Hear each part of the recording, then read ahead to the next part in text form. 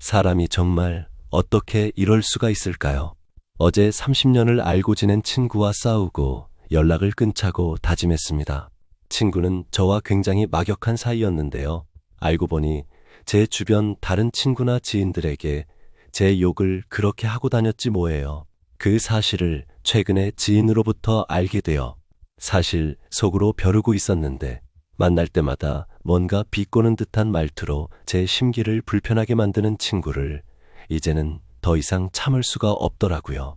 제가 뭔가 성취하거나 가정에서 좋은 일이 있거나 집을 한 채 장만했을 때도 친구는 축하한다는 말은 고사하고 이상한 훈수를 두기에 바빴습니다. 내가 성취한 그 일은 사실 별거 아니라는 식으로 말하기도 하고 무슨 그런 곳에 있는 집을 샀냐느니 집은 몇 평이냐느니 온갖 트집을 잡더군요. 사실 그전에는 그냥 오래된 친구의 귀여운 질투 정도로 생각하고 가볍게 넘어갔었는데 친구가 밉게 보이기 시작하니 이젠 좋게 보기가 힘들더라고요. 이런 경험을 하는 분들이 저뿐만은 아닐 겁니다. 사실 살면서 여러분이나 저나 누구나 겪을 수 있는 일들이겠죠. 저도 처음에는 내 주변에 이렇게 나에게 해가 되는 사람이 내 지인으로 존재했다는 사실이 너무나도 소름 끼쳤습니다. 생각해보면 나를 몇십 년씩이나 질투해왔던 친구였거든요. 사실 친구가 아니었던 거죠. 나는 딱히 친구에게 잘못한 것도 없고 만날 때마다 밥도 사줬는데 왜 내 주변에 아직도 이런 사람들이 있을까에 대해 갑자기 궁금해졌습니다. 결론적으로 이 사람 저 사람과 대화도 해보고 인간 본성에 대한 책들을 보면서 이런 사람들이 있는 게 당연하다는 생각이 들었습니다. 우리 학교 다닐 때도 보면 반에서 몇 명은 괜찮고 몇 명은 이상하고 몇 명은 상대하기도 싫었잖아요. 단지 내 주변에 오랜 시간 머물러 있어서 몰랐던 거죠. 저런 사람들이 어디 제 친구뿐이겠어요. 직장 생활을 하던 시절을 생각해봐도 사실 똑같았습니다. 세상을 살면서 이렇게 악한 사람들을 만나게 되면 우리는 어떻게 대처해야 할지 잘 모르게 됩니다. 무엇보다 이들을 유형화시켜 놓고 제대로 알아놓지 않으면 그 인간관계가 우리의 인생 전반을 망치게 될 수도 있어요. 이 영상을 보시는 여러분들은 다행히 걱정 안 하셔도 됩니다. 왜냐하면 이제부터 여러분은 이런 상황을 슬기롭게 헤쳐나갈 수 있는 방법을 알게 되실 테니까요. 제가 많은 철학가들과 사상가들 그리고 위대한 사람들의 저서도 읽고 혼자서 생각하고 분석 후 실제로 현실에 적용해본 저만의 노하우를 여러분들께 알려드릴 겁니다. 이번에 제가 얻은 노하우들을 이 영상을 보시는 분들께만 특별히 아주 쉽고 정확하게 알려드리려고 하니 잠깐만 시간 내셔서 들어보시면 여러분들의 평소 생활이 더 안정되시는데 조금이나마 도움이 될 것이라고 생각합니다. 여러분들이 마음 상하는 일이 단 1%라도 줄어들길 바라는 마음으로 영상 시작하겠습니다. 지금부터 당신의 인생을 갉아먹는 악마 같은 존재들, 가까이 두면 절대 안 되는 5가지 인간 유형에 대해 자세히 알아보겠습니다. 이 유형들을 명확히 이해하고 구체적인 사례를 통해 그들의 특징을 파악하는 것이 중요합니다. 첫 번째 유형은 바로 에너지 뱀파이어입니다. 감정적 기생충이라고도 합니다. 이들은 끊임없이 자신의 부정적인 감정을 쏟아내며 당신의 긍정적인 에너지를 모두 빨아들입니다. 마치 스펀지처럼 당신의 활력과 행복을 흡수하고 당신이 힘들어하는 모습을 보며 자신을 위안 삼는 경향이 있습니다. 이들은 당신에게 늘 최악의 상황만 이야기합니다. 이거 해봤자 망할 텐데. 내가 뭘 한다고 그래. 다들 그렇게 쉽게 성공하는 줄 알아? 와 같은 말로 당신의 도전에 찬물을 끼얹습니다. 당신이 좋은 소식을 전해도 좋겠다. 난 이렇게 힘든데 라고 말하며 당신의 기쁨을 무력화시킵니다. 이들은 자신의 불행을 당신의 행복과 비교하며 당신을 끌어내리려는 무의식적인 욕구를 가지고 있습니다. 직장 동료 김 대리는 늘 불평불만이 가득합니다. 아침에 출근하자마자 오늘도 일이 산더미네. 이놈의 회사는 맨날 이래. 팀장님은 나만 미워하는 것 같아 라며 한숨을 쉽니다. 점심시간에도 메뉴가 맛없다고 투덜대고 퇴근 후에도 상사 욕을 늘어놓습니다. 한 번은 당신이 오랜 준비 끝에 프로젝트를 성공적으로 마쳤다고 자랑했더니 김 대리는 네가 운이 좋았지. 난 저번에 이것보다 더 큰 프로젝트 했는데 아무도 알아주지 않더라며 당신의 성과를 깎아내립니다. 하루 종일 김 대리와 함께 시간을 보내고 나면 당신은 아무것도 하지 않았는데도 진이 빠지고 나도 모르게 불평만 늘어놓는 사람처럼 변하는 건 아닐까 하는 불안감에 휩싸입니다. 철학자 루키우스 안나이오스 세네카는 인생은 짧고 불행한 사람들과의 교류로 낭비하기엔 너무 길다고 말했습니다. 이런 사람들은 하루빨리 내 주변에서 멀리해야 합니다. 두 번째 유형은 무관심한 조언가입니다. 이들은 당신의 성공을 진심으로 축하해주지 못하며 오히려 당신이 이룬 성과를 깎아내리거나 하찮게 만듭니다. 이들은 당신의 기쁨을 함께 나누기보다 자신과 당신을 끊임없이 비교하며 우위에 서려고 합니다. 이 유형은 당신에게 그거 별거 아니잖아. 운이 좋았네. 원래 다 그렇게 하는 거야와 같은 말을 서슴지 않습니다. 당신이 힘든 노력을 통해 목표를 이뤘다고 말해도 그들은 그 과정을 무시하고 결과를 당연하게 여깁니다. 이들의 조언은 진심 어린 충고가 아니라 당신을 향한 무관심과 질투심에서 비롯된 것일 가능성이 큽니다. 실제로 친구 모임에서 제가 부업으로 시작한 온라인 쇼핑몰이 성공적으로 자리를 잡고 있다고 이야기했습니다. 모두가 축하해 주는데 친구 민수는 한숨을 쉬며 이렇게 말했습니다. 요즘 누가 부업 안 하냐? 나도 그거 해봤는데 내가 운이 좋아서 타이밍이 맞았던 거지 뭐. 금방 한계 올걸. 당신은 민수에게 내 말이 맞아 라고 대답하며 어색하게 웃었지만 속으로는 그럼 지금까지 내가 노력한 건 아무것도 아니었나 라는 생각에 씁쓸함을 느꼈습니다. 이후 민수는 당신의 사업에 대해 더 이상 묻지 않았고 당신이 어떤 어려움을 겪는지 얼마나 많은 시간을 투자했는지 전혀 궁금해하지 않았습니다. 아리스토텔레스는 친구는 두 개의 몸에 깃든 하나의 영혼이다 라고 말했습니다. 당신의 성과를 함께 기뻐하지 못하는 사람은 진정한 친구가 될 수 없습니다. 세 번째 유형은 관계적 이기주의자입니다. 기브 앤 테이크에 대해서는 잘 아실 겁니다. 사람 간에는 주고받는 걸 잘해야 관계가 잘 유지됩니다. 하지만 이런 관계적 이기주의자들은 단지 자신의 이익을 위해서만 당신을 찾습니다. 그들은 당신에게 베풀 줄은 모르고 항상 받기만 하려 합니다. 기브 앤 테이크가 잘 안 되는 사람들인 것이죠. 이들은 당신의 시간, 돈, 감정, 에너지를 마치 당연한 권리처럼 요구합니다. 이들은 급해서 그런데 돈 좀 빌려줘. 이거 네가 도와주면 안 될까? 나 힘든데 오늘 저녁에 술 한잔 사줘와 같은 부탁을 자주 합니다. 당신이 그들의 요청을 거절하면 서운해하거나 화를 내며 당신을 이기적인 사람으로 몰아갑니다. 반면 당신이 도움이 필요할 때는 연락이 닿지 않거나 바쁘다는 핑계로 당신의 어려움을 외면합니다. 이들은 당신의 호의를 이용해 자신의 문제를 해결하고 당신에게는 아무것도 돌려주지 않습니다. 실제 예시를 들어보겠습니다. 민지 씨의 대학 동기인 지윤 씨는 평소에 연락이 없다가 늘 무언가 필요한 일이 생겼을 때만 당신에게 연락합니다. 한 번은 과제를 부탁했고 다음엔 조모임에 빠져달라고 했습니다.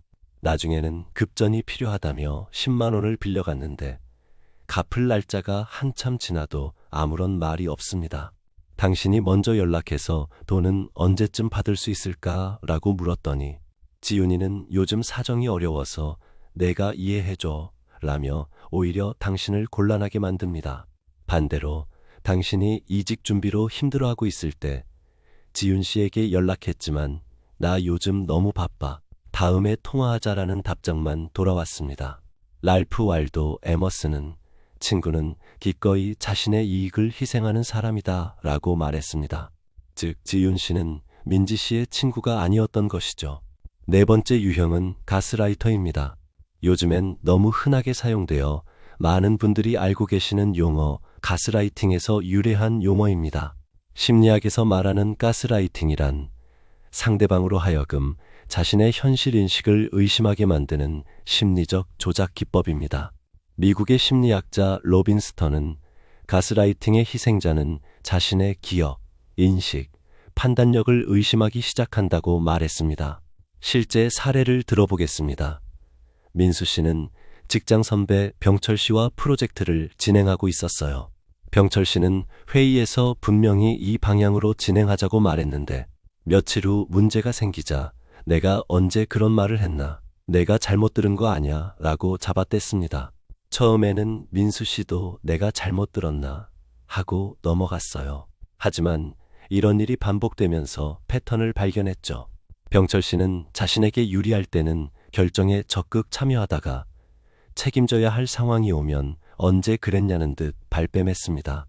심지어 내가 너무 예민한 것 같다, 피해의식이 있는 것 같다며 민수 씨의 인격까지 공격했어요. 결국 민수 씨는 자신의 판단력을 의심하게 되었고 매번 대화를 녹음하거나 문서로 남겨야 한다는 강박에 시달렸습니다.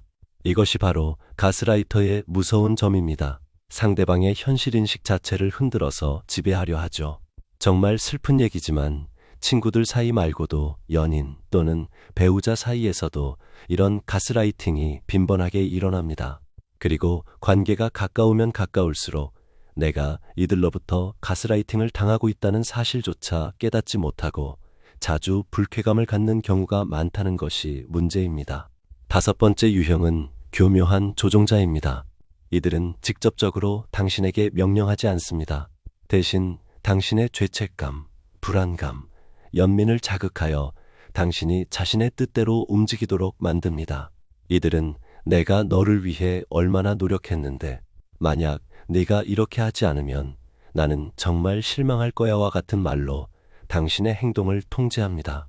가스라이터와 비슷한 것 같지만 가스라이터들은 보통 상대방을 신경 써주는 척 한다거나 상황을 비틀어 자신에게 유리하게 만드는 경향이 있다면 이러한 조종자 등은 당신의 결정을 존중하지 않고 당신의 삶에 전면적으로 깊이 개입하려 합니다.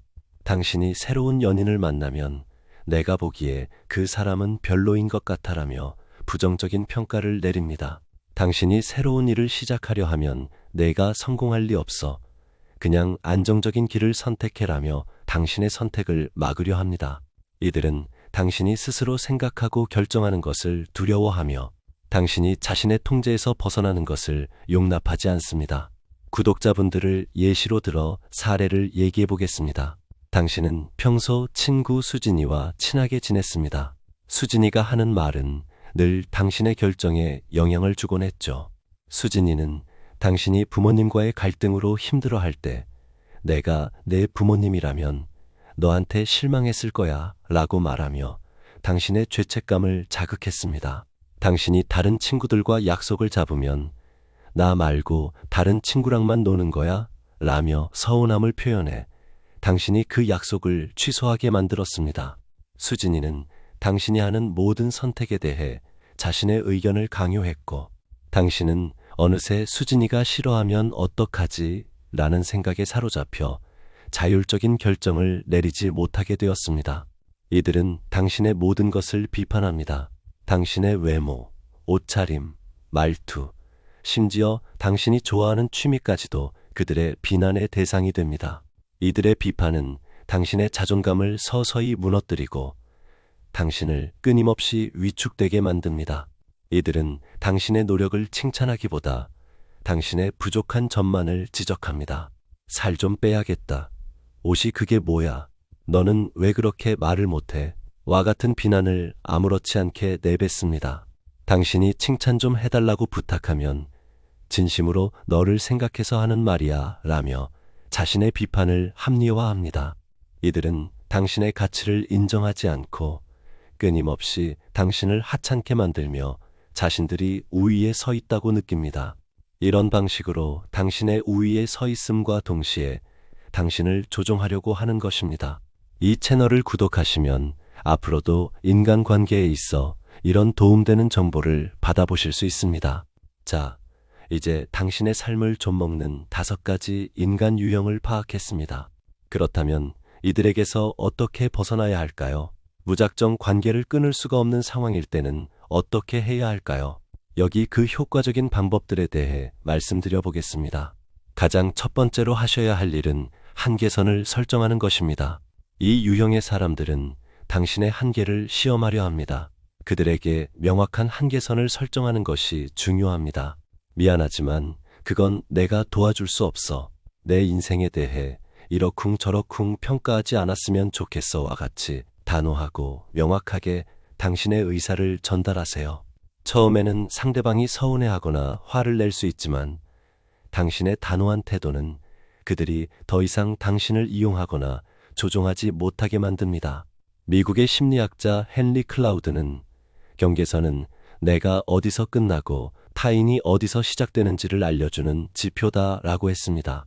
에너지 뱀파이어에게는 오늘은 30분만 이야기하자처럼 시간 제한을 두세요. 독성 경쟁자에게는 개인적인 성과나 계획을 굳이 공유하지 마세요. 가스라이터에게는 중요한 대화는 반드시 문서로 남기고 자신의 기억과 판단을 의심하지 마세요. 이들에게는 의사를 명확하게 전달해야 합니다. 미안하지만 그건 내가 도와줄 수 없어. 내 인생에 대해 이러쿵저러쿵 평가하지 않았으면 좋겠어와 같이 단호하고 명확하게 당신의 의사를 전달하세요. 좀 생각해 볼게, 노력해 볼게와 같은 모호한 대답은 상대방에게 여지를 줄 뿐입니다. 그 다음 우리가 할 일은 죄책감에 휘둘리지 않는 것입니다. 상대방이 당신의 거절에 서운해하거나 화를 낼 때 그들의 감정에 동조하여 죄책감을 느끼지 마세요. 당신은 그들의 감정을 책임질 의무가 없습니다. 당신의 행복과 안녕을 지키는 것은 이기적인 행동이 아니라 당연한 자기 보호입니다. 두 번째는 거리두기입니다. 첫 번째와 더불어 가장 현실적인 해결책입니다. 직접적으로 관계를 끊기 어렵다면 저들과의 만남 횟수를 줄이고 연락하는 시간을 최소화하세요. 카톡이나 문자 메시지보다는 전화통화보다는 짧은 메시지를 사용하는 식으로 소통의 깊이를 얕게 만드세요. 불필요한 대화나 감정 공유를 피하고 공적인 용건만 나누는 관계로 전환하는 것이 좋습니다. 일단 물리적 거리두기가 중요합니다. 만남의 횟수를 줄이고 만나는 시간을 짧게 만드세요. 이번 주말은 바빠서 다음 달에 시간 한번 내볼게와 같은 부드러운 거절을 반복하세요. 상대방이 당신에게 의존하려 할 때 당신이 늘 그 자리에 없다는 것을 인식시켜야 합니다. 예를 들어 퇴근 후 저녁 식사 약속 대신 점심시간에 잠깐 만나거나 주말 대신 평일 저녁 잠깐으로 약속을 바꾸는 것이 효과적입니다. 가장 좋은 것은 페이드 아웃하는 것입니다. 페이드 아웃은 서서히 사라진다는 개념인데요.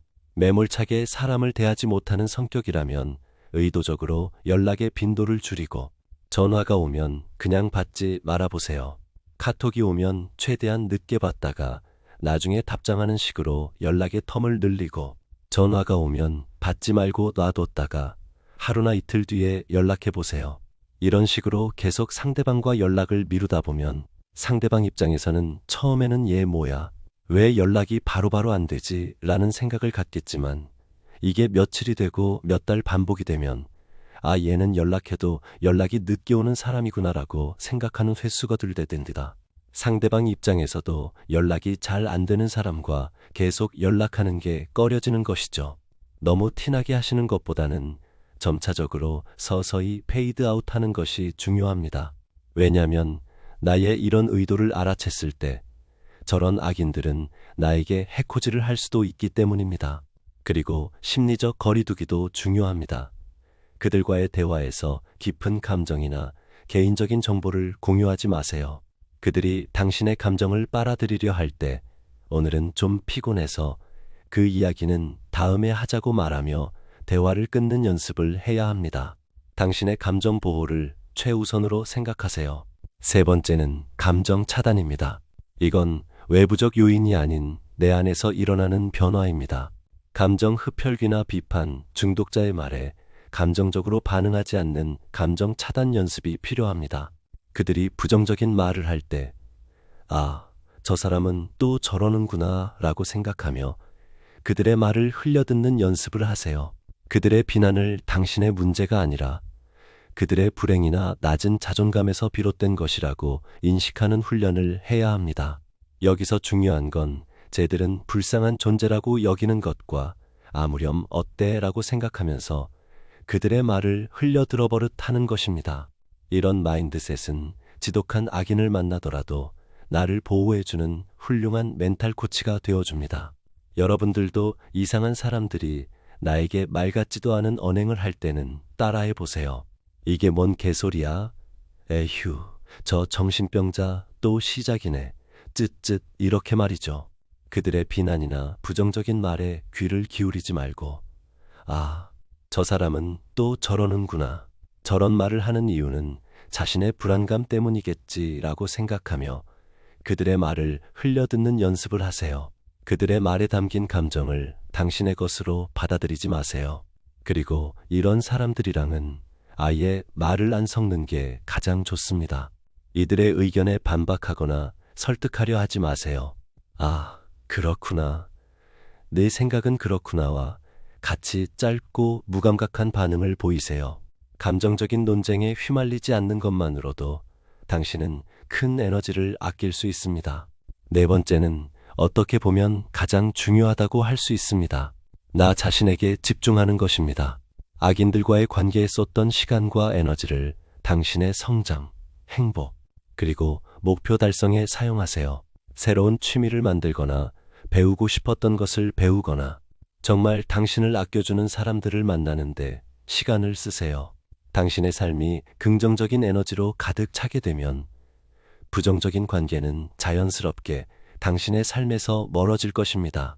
당신을 진심으로 응원하고 당신의 성공을 함께 기뻐해 줄 수 있는 사람들과의 관계에 집중하며 긍정적인 관계를 구축하는데 에너지를 써보세요. 새로운 사람을 만나고 당신에게 긍정적인 영향을 주는 멘토나 커뮤니티도 찾아보는 겁니다. 그리고 새로운 활동에 도전해보세요. 새로운 취미를 만들거나 배우고 싶었던 것을 배우는 데 투자하세요. 당신의 삶이 긍정적인 에너지로 가득 차게 되면 부정적인 관계는 자연스럽게 당신의 삶에서 멀어질 것입니다. 당신의 삶이 당신의 통제 아래에 있다는 것을 느끼는 것이 중요합니다. 이렇게 나 자신에 몰입하는 경험은 나를 세상의 잡다한 것에서 멀어지게 만듭니다. 그리고 이런 속시 끓어온 세상 속에서 몰입은 고요함을 가져다 주죠. 내가 바빠 죽겠고 사는 게 즐거워 미치겠으면 사실 남은 전혀 신경이 쓰이지 않게 되거든요. 지금까지 가까이 두면 절대 안 되는 5가지 인간 유형에 대해 알아보았습니다. 첫 번째, 에너지 뱀파이어. 두 번째, 무관심한 조언가. 세 번째, 관계적 이기주의자. 네 번째, 가스라이터. 다섯 번째, 교묘한 조종자.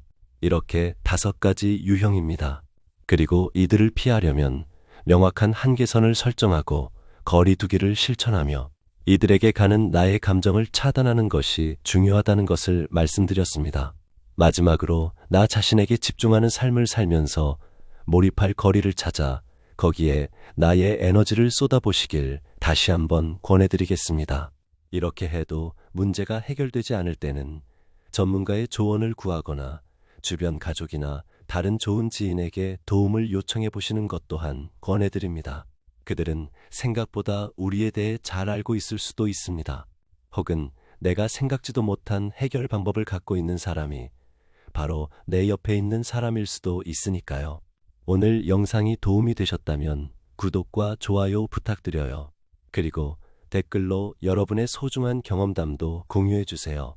어떤 일들을 겪으셨는지 또 어떤 부분이 가장 어려웠는지 말이죠. 더불어 궁금하신 부분이 있으시거나 하소연하고 싶으신 말씀이 있으시다면 댓글로 남겨주세요. 서로 소통하면서 의견을 나누다 보면 항상 더 나은 지혜를 얻을 수 있으니까요. 또한 가족에게조차 편히 말하지 못하는 내 속 마음들도 이 공간에 모두 펼쳐놓으시다 보면 한결 마음이 가벼워지실 겁니다. 저는 그걸 가장 원해요. 여러분들의 마음이 편해지는 것 말이죠. 오늘 저의 이야기가 여러분의 인간관계와 삶의 질을 향상시키는 데 도움이 되었기를 진심으로 희망합니다. 앞으로도 여러분의 더 나은 인간관계를 위해 좋은 내용들을 말씀드릴 테니 구독과 좋아요 한 번씩 부탁드리며 알림 설정까지 해두시면 누구보다 빠르게 이 채널의 영상을 보실 수 있습니다. 이 내용들을 꼭 아셨으면 하는 소중한 분들에게 공유하기도 한번 해보시길 권해드립니다. 분명 지인분께서 여러분의 진심을 알고 감동하실 거예요. 여기까지 긴 영상 시청해 주셔서 감사합니다. 마음의 법칙이었습니다.